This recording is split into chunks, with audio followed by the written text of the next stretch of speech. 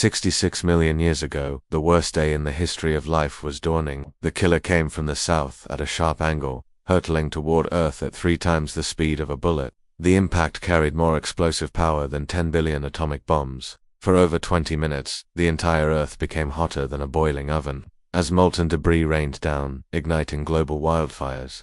105. The resulting earthquakes are thought to have triggered volcanic eruptions around the globe, blanketing western India in lava. The final blow came as giant clouds of dust shrouded the Earth, starving life of sunlight for up to 15 years. Charred landscapes turned to frozen ones. In the aftermath, 75% of all species went extinct. 152. But a lucky few somehow made it through. Crocodiles, which can go months without food, took to the water, and were mostly unscathed, feeding off dead matter that washed down river. Birds with teeth went extinct, but those with beaks used them as multi-tools to access hardy food sources like seeds. Most critically, our tiny shrew-like mammal ancestors survived by doing what they did best, hiding out in the safety of the shadows. 234. How would we fare compared to them if we faced the same apocalypse? What if the same asteroid struck again in the same place at the same angle? Would humans cling on or go the way of the dinosaurs? In a flash, Central America and southern United States would be vaporized by the blast. 100 million people would perish within seconds. 333. The sound of the impact alone would be enough to kill anyone standing 1,500 kilometers away. Within minutes, magnitude 9 to 11 earthquakes would ripple across the Earth, stronger than any in recorded history. Giant 100-meter-tall tsunamis would scour the coasts and flood up to 100 kilometers inland, enough to drown over 3 billion people. 407. The bulk of debris would fall on the United States, putting hundreds of millions more at risk. For anyone far enough away, the quaking would send a violent message to get underground before the molten rains came. There are millions of fallout shelters scattered around the world, including hundreds of thousands in Switzerland alone. 438. And underground cities around the world like Derinkuyu in Turkey and Nushabad in Iran could provide safe haven for millions. Between these and other makeshift shelters like mines and subways, it's conceivable that billions of people could survive the initial effects of the blast. But even assuming they were undestroyed in the violent earthquakes, few of these shelters are designed to be self-sufficient for periods of months or years. 517. Fiery debris and acid rain would fall from the sky for years after the impact, making any open-air activity possibly deadly for long periods. Only a small number of high-tech doomsday bunkers built by world governments in the ultra-rich would offer long-term protection. The Raven Rock Mountain Complex in Pennsylvania, maintained by the U.S. government, is said to contain 3-story buildings and its own water reservoirs, with enough space to house thousands of people. 555. But the exact contents are unknown to the public. Other major nations are believed to have similar contingency bunkers, making it possible that major world governments would continue to exist, at least in the short term.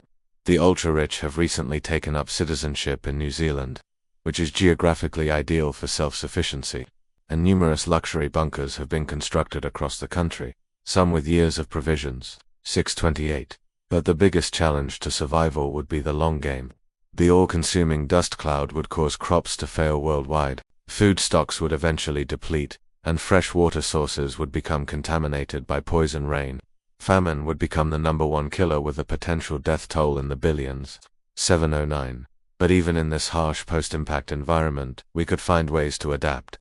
Some could potentially survive by harvesting fungi which don't rely directly on sunlight to survive, and proliferate wildly after deadly fires.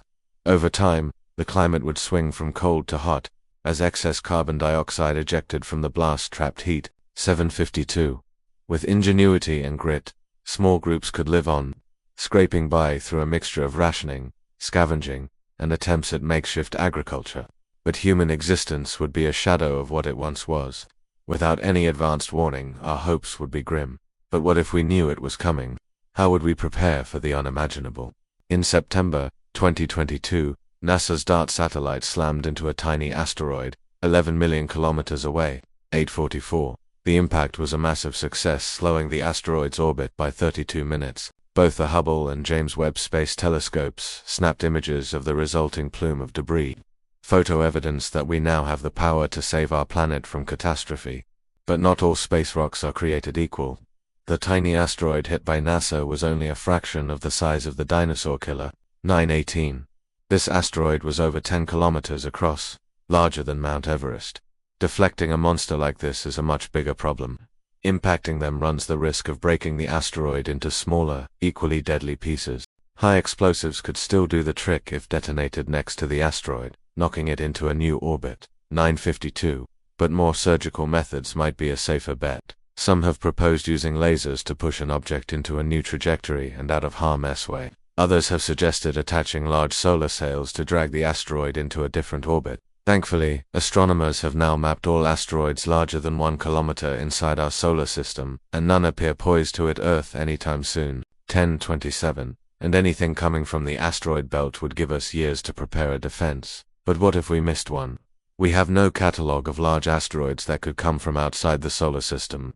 They could arrive suddenly at high speeds with very little warning. Whether we had a few months or many years to prepare a deflection mission, we would need a backup plan. 1108.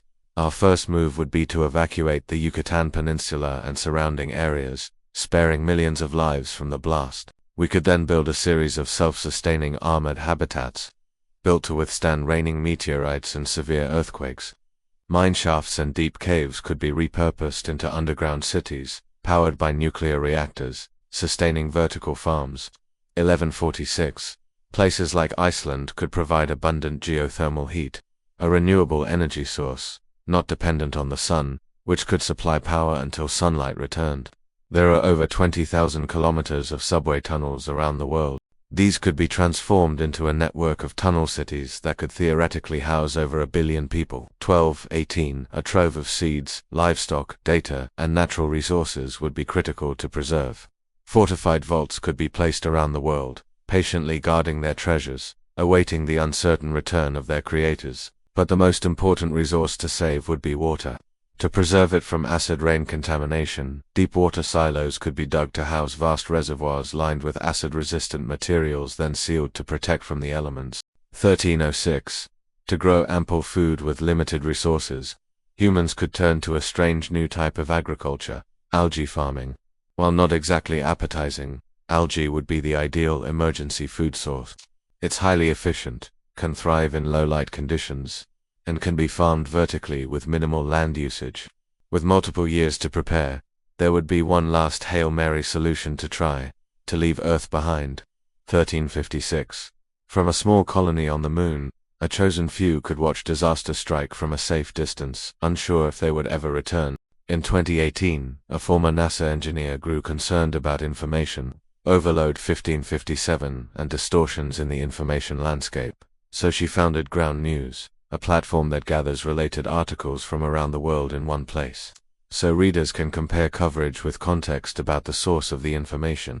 The blind spot feed puts a spotlight on stories that are disproportionately covered by one side of the political spectrum, giving readers information that could expand their worldview and help them understand someone else's media reality. 1631.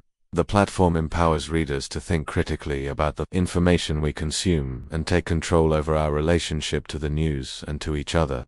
Subtitles created and timed by Anonymous,